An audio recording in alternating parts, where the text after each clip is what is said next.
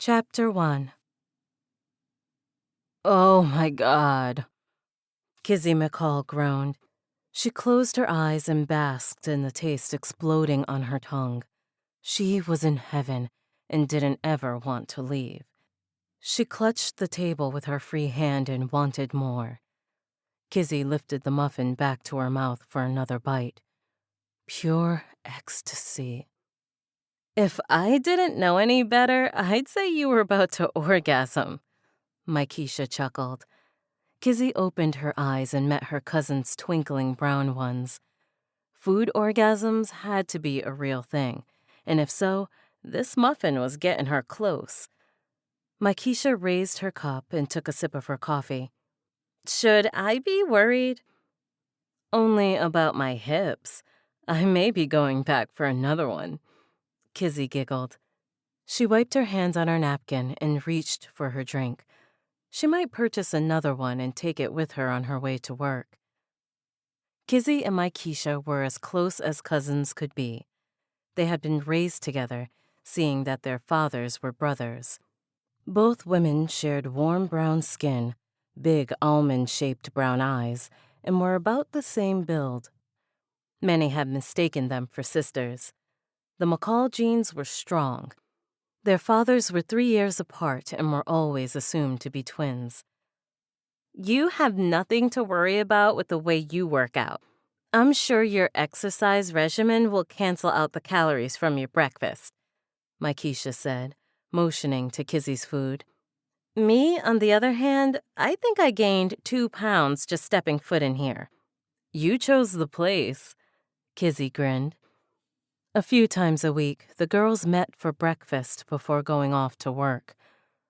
Baking 216 was the name of the popular bakery they frequented quite often. It was open 6 days a week and for 21 hours a day, providing great teas and coffees, giving any popular coffee chain a run for their money. It was locally owned, which made it even better, and many of the locals appreciated the late hours and being able to stop by either after work or before. No matter what time a customer stopped by, they could always count on the bakery to have fresh snacks available. "Did you see Steve and Zoe are breaking up?" Mykesha asked. "Who?" Kizzy frowned, confused.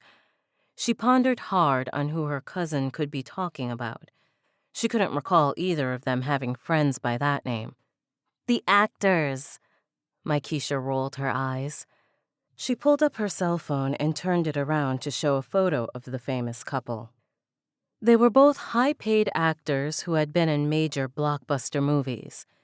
Kizzy shook her head and reached for her coffee again. Of course her cousin would be up to date with the latest celebrity gossip. "Mandy said that he got caught cheating and Zoe is kicking him to the curb." "You still reading that gossip column?" Kizzy inquired. Her cousin was a die-hard fan of the gossip columnist Messy Mandy. The lunchtime dish had Mykesha in a chokehold.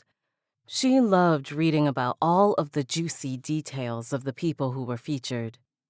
Mykesha always spoke of Messy Mandy as if she knew the woman in real life. Secretly, Kizzy read the gossip as well, but only when she was bored. At least, that was what she told herself. "Yes, I am," Mykesha gasped. Her hand flew to her chest as she stared at Kizzy in shock. "You speak as if you don't know me." Kizzy tutted at her cousin's dramatics. There was no one on this planet who knew Mykesha better than she did. They both knew things about the other that they would be taking to their graves. "I'm not going to comment on that."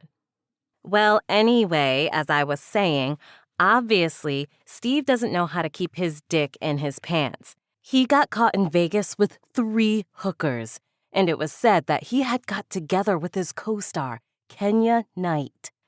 Mykesha sat back. Her face was lit up as if she was sharing the juiciest of gossip. Who cares? They're celebrities. How does their love life affect ours when we don't have one? Ouch. That even hurt to say it aloud. It was the truth, though. Both Mykesha and Kizzy had horrible luck when it came to love.